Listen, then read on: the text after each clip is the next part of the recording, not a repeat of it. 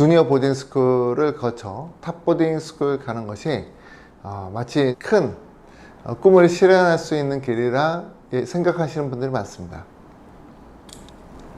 사실 이 방법은 하이 리스크 하이 리턴이에요. 굉장히 리스크가 크고, 하지만은 성공했을 경우에는 얻는 것이 큽니다.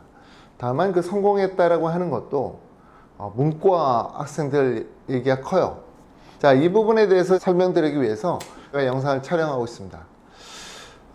학생들 중에서 이제 초등학교 1학년 또는 2학년, 3학년 이 학생들이 제게 와서 이제 주니어 보딩 스쿨에 대해서 이제 설명을 듣고 이제 가시는데, 많은 분들이 이제 오해를 하고 있는 것 같더라고요. 주니어 보딩 스쿨에 대해서. 자, 첫 번째는 주니어 보딩 스쿨은 커리큘럼이 일반 사립 명문 데이스쿨보다 떨어집니다. 두 개 학교 정도만 좀 괜찮은데요. 도심 인근에 있는 패선든이나 페이스쿨 정도, 그러니까 학생들 수준이 괜찮고, 또 커리큘럼이나 선생님 질도 괜찮아요.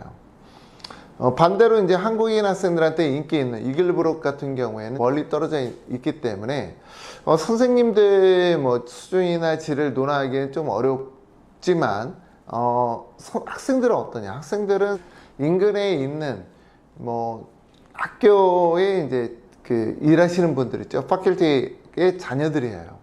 실제 이글브룩에 재학 중인 백인 학생들 중에서 뭐 학업적인 막 열정이 뛰어나거나 탑20 보딩스쿨 무조건 가야 되겠다, 가야 된다라고 생각하거나 뭐 이런 생각은 별로 없을 거예요.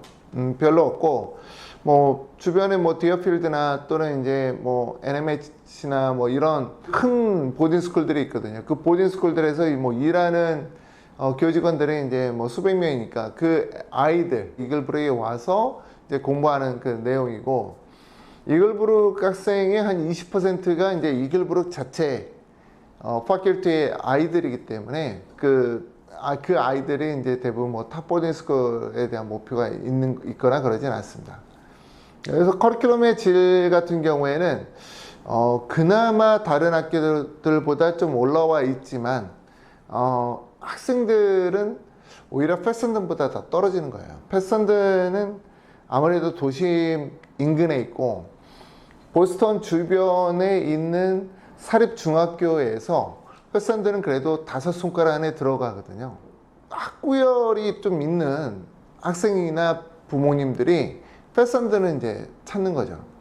결과적으로 패선든에서 이제 진학하는 하이스쿨 보더라도 주 5일 보딩인 노브레인 그로우와 이제 뭐 빌먼트 힐 이런 학교들은 이제 굉장히 많이 가요. 굉장히 들어가기 힘든 학교들이고, 미 전체에서 랭킹 20위 안에 들어가는 명문입니다. 인터내셔널 학생들은 못 가는 학교라서 사실 그 패선든에 재학 중인 백인 학생들이 가는 거예요. 미국인 학생들이 가는 거죠.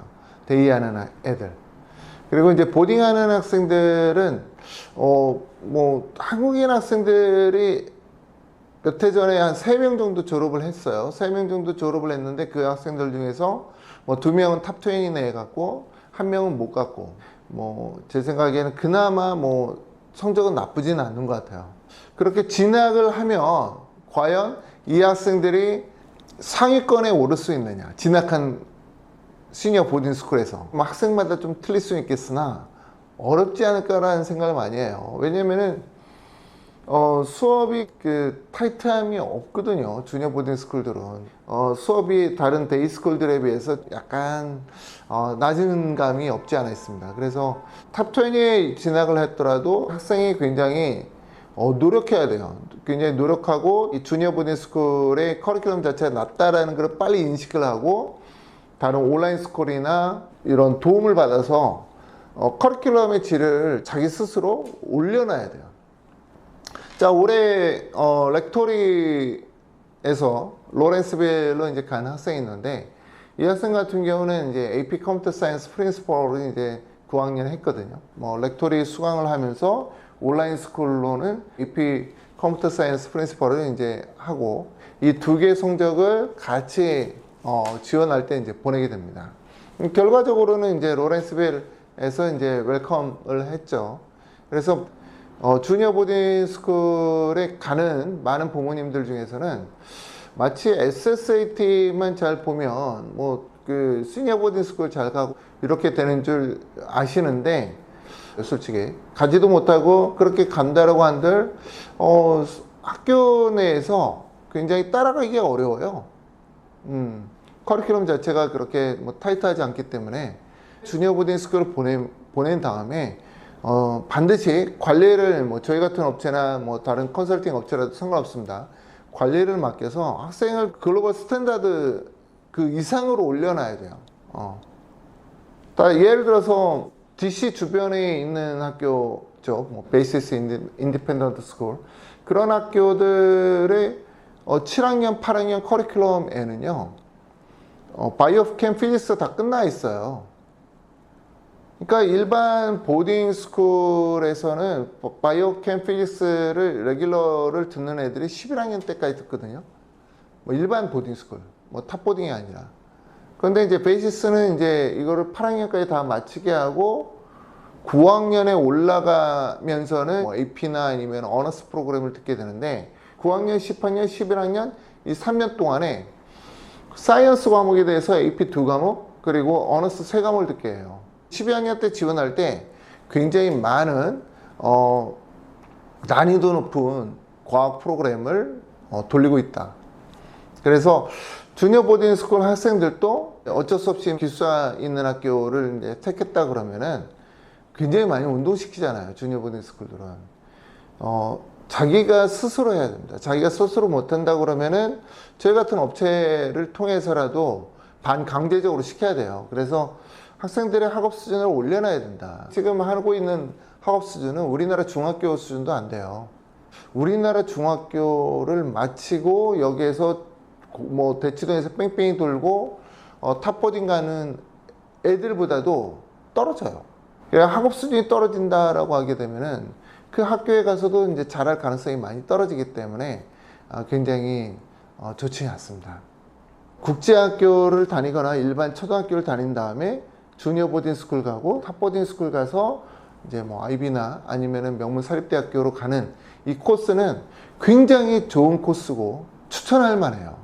하지만 리스크가 굉장히 큽니다. 하이 리스크 하이 리턴이에요. 이 리스크를 줄인다 그러면은 반드시 관리를 받아야 된다는 거 제가 안내 드리고요. 그동안 많은 분들이 이제 질문을 했어요. 그 질문을 잠깐 읽어드리고 답변까지 드리도록 하겠습니다. 주니어 보딩 스쿨은 왜 커리큘럼이 약한가? 16년 전부터 비슷한 커리큘럼으로 운영되고 있다. 주니어 보딩 스쿨 중에 도심에 있는 학교는 학부모들이 학구열 때문에 커리큘럼을 개선하고 새로운 선생님들을 쉽게 구한다. 하지만 시골에 있는 학교들은 선생님 구하기가 힘들어 수십 년째 이어져 오는 커리큘럼을 개선하지 못하는 것이다. 주니어 보딩 스쿨을 졸업하고도 탑 30위권 학교에서 상위권을 못하는가? 힘들다. 주니어 보딩 스쿨은 타이트하게 학습하지 않는다. 운동, 아트 프로그램을 많이 하기 때문에 학생들이 매스 사이언스 수준이 낮다. 일부 학생들은 영어도 어려워한다. 주니어 보딩 스쿨을 추천하는가? 사업하는 집안, 자녀가 미국 내에서 금융 인맥을 만들기 희망하는 경우에 추천하지만 스템 전공을 목표로 하는 학생들에게는 추천하지 않는다. 자, 오늘도 이렇게 안내해 드렸고요. 그 다음 시간에는 또 다른 내용으로 미국 대학교 진학 로드맵에 대해서 설명해 드리도록 하겠습니다. 시청해 주셔서 감사합니다.